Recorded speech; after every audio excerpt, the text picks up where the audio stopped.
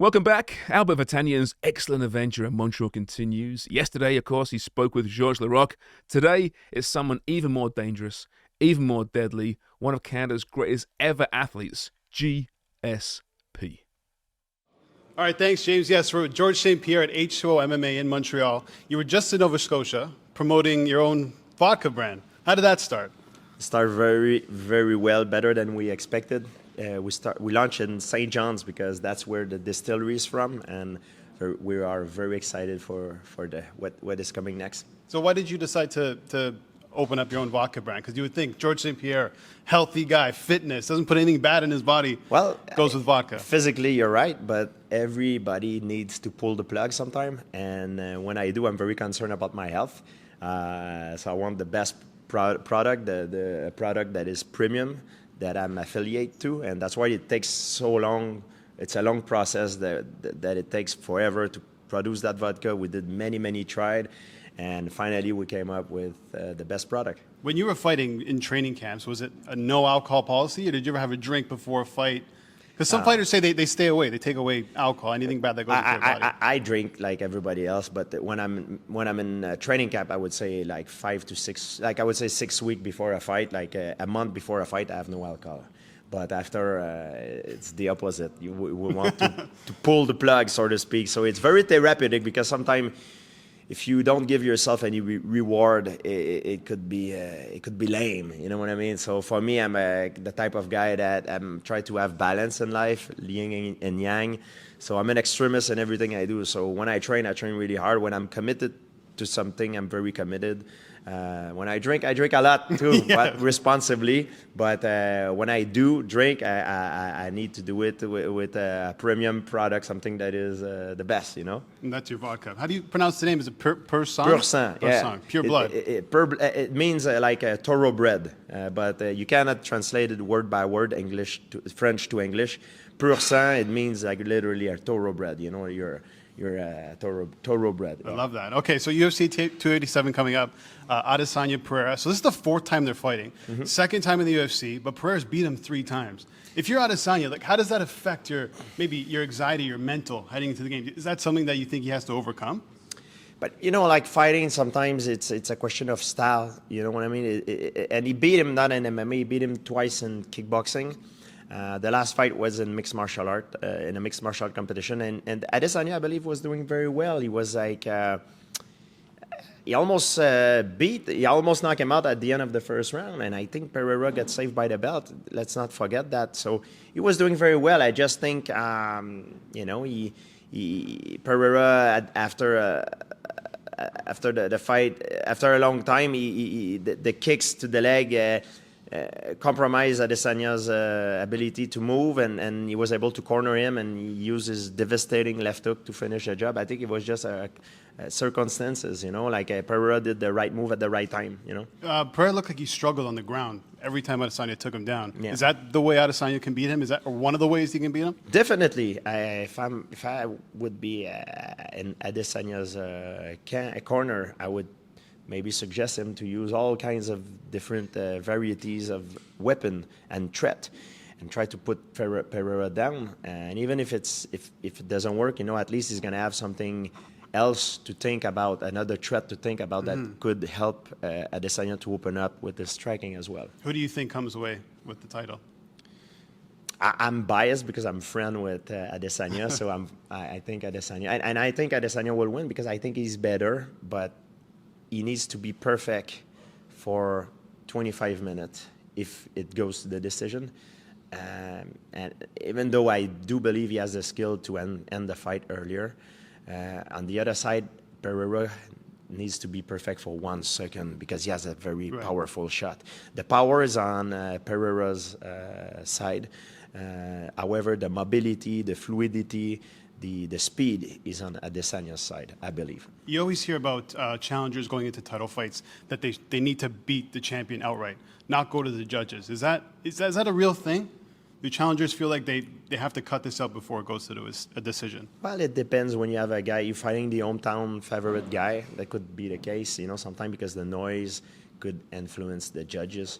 However, it's not supposed to be like that. I mean, that's what you tell yourself before to have an extra motivation push yourself more. But you know, I think a fight is a fight, and it should be fair. You know, if it's you know a close, very close fight, maybe they would lean more towards the champion. Well, I'm not sure about that though. Okay, so the co-main event, Masvidal against Burns. Masvidal actually said, he goes, if I lose, this might be it for me. Before you get into the fight, how would you sum up Masvidal's career up until this point?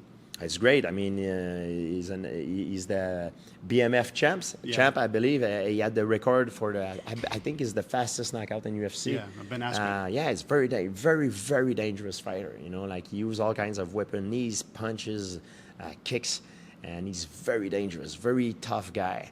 For Masvidal, you talk about this with fighters all the time. Everybody does. They need a championship to kind of solidify their career, their legacy. Do you think he needs that? He's done a lot so far. I think he won the BMF title, which is a title that. Do you consider that a title? Like a real title? It's title means really nothing. I mean, even if you look at a champion, like I mean, it works by era. There are some eras that.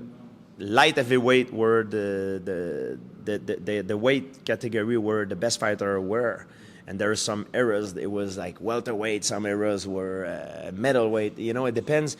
To be great, you need to go up against the best fighters. You know, and as a competitor, you hope always like you want to be faced with the greatest challenge, because yes, it's the scariest thing to do, but in the same time, it's the most exciting thing to do for a fighter.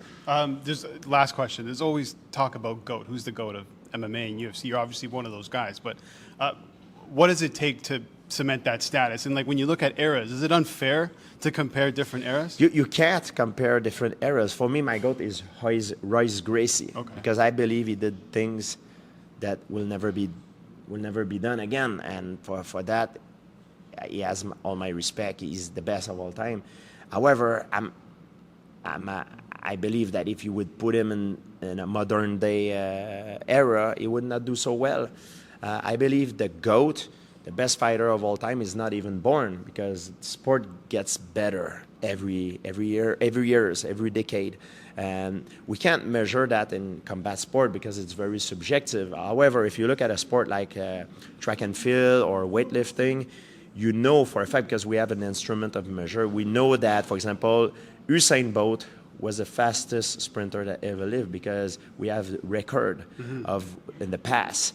You know, is he really better as a human, as an athlete, or does he has an advantage because of the technology, the knowledge that we have today that maybe its predecessor did not have?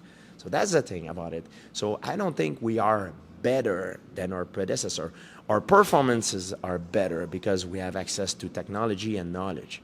Because of the growth of the sport. 100%. I used to learn jiu-jitsu.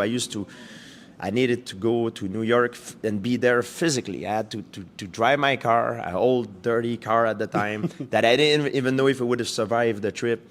To be there physically, to get in a jiu-jitsu class in New York at Renzo Gracie Academy to learn new moves, to be at the cutting edge of jiu-jitsu, of martial art in the world.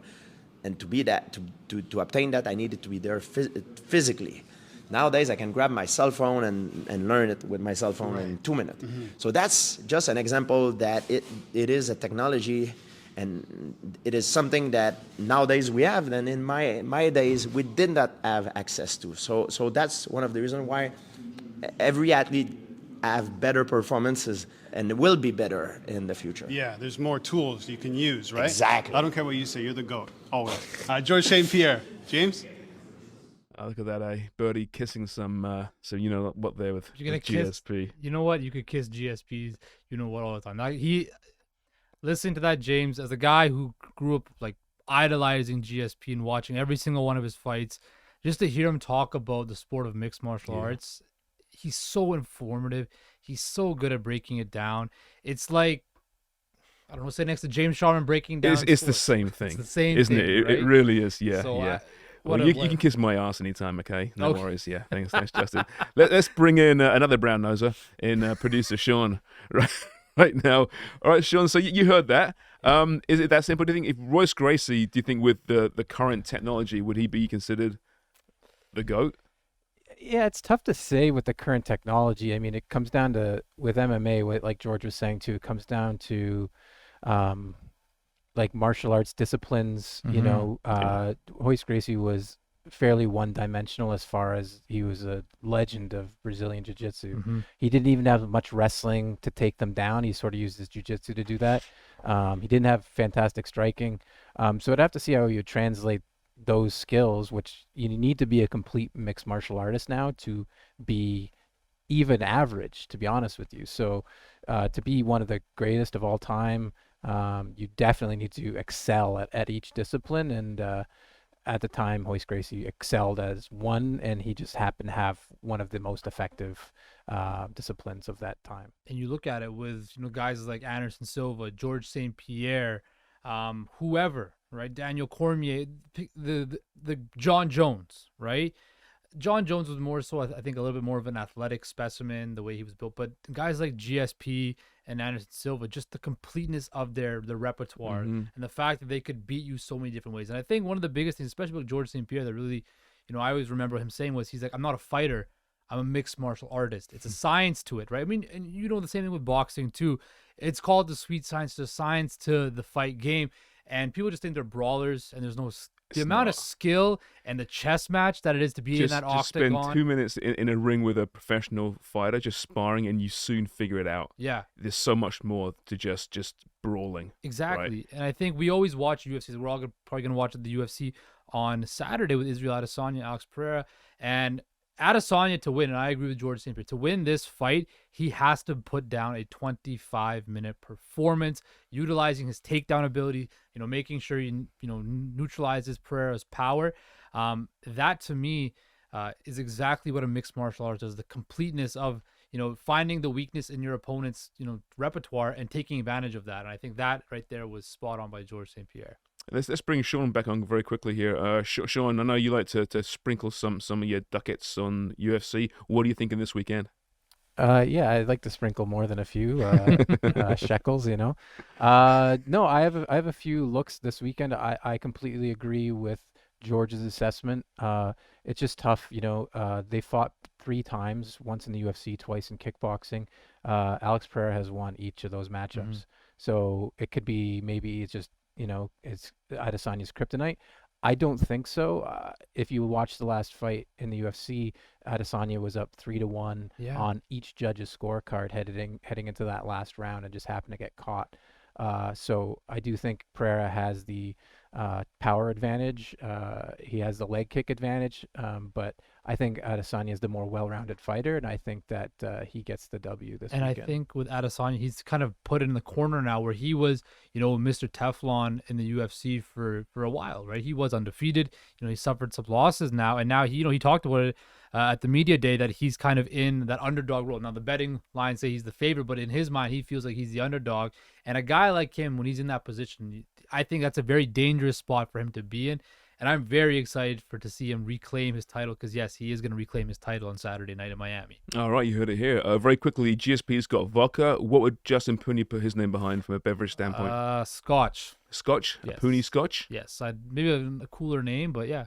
That sounds pretty cool. I like that. Okay, yeah. Maybe we'll talk to my investors. I'm going beer. He might surprise you. One of these days, I will have a beer. That's on the bucket list. All right, we're almost done. We come back, though. We'll talk some Masters. It tees off on Thursday, and this guy still thinks Tiger can win, and he'll tell you why.